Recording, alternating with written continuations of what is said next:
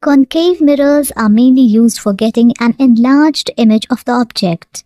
For example, shaving mirrors are concave in shape to enable us in getting a smooth shave, whereas convex mirrors are used for getting a diminished image of a big object. For example, rear-view mirrors in cars are convex in shape to enable us to see several cars coming from behind. While designing a mirror, we need to know what is the size and position of the images produced by it. For example, the rear-view mirror of a car and the surveillance mirror in a supermarket both are convex mirror, but the area to be reflected by rear view of a car is much larger than that of the surveillance mirror of a supermarket. Therefore, the radius of curvature of both these mirrors is different. In order to understand the image formation in spherical mirror, first we need to know the Cartesian sign conventions. The object is always placed to the left of the mirror, which means that the light falls on the mirror from the left-hand side.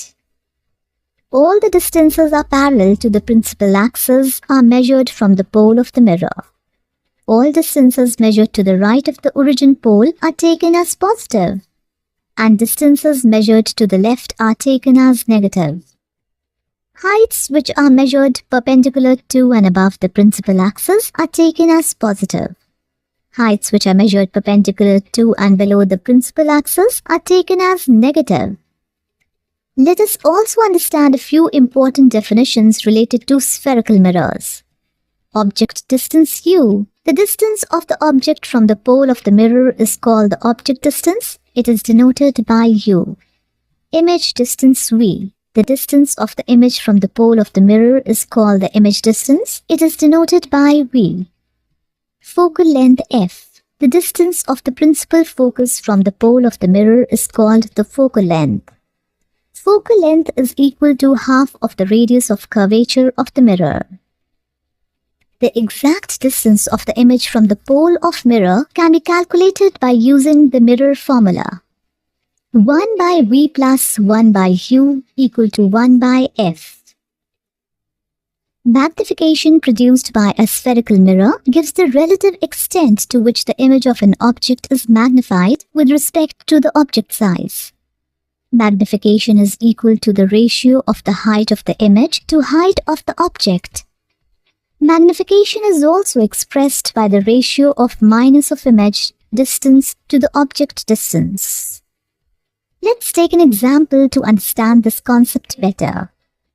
Question: Image of an object approaching a convex mirror of radius of curvature 20 meters along its optical axis is observed to move from 25 by 3 meters to 50 by 7 meters in 30 seconds. What is the speed of the object in kilometer per hour?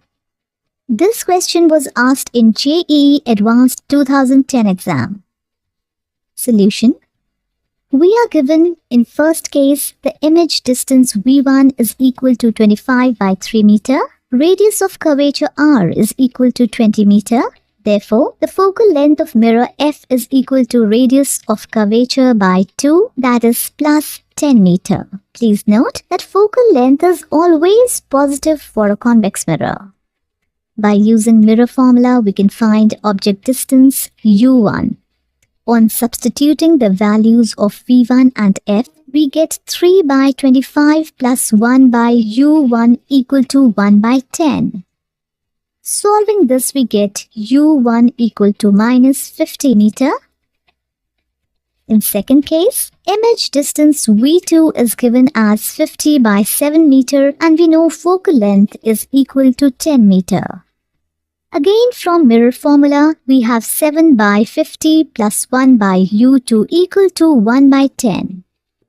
On solving, we get u2 equal to minus 25 meter. Change in position of object, that is equal to u2 minus u1, comes out to 25 meter.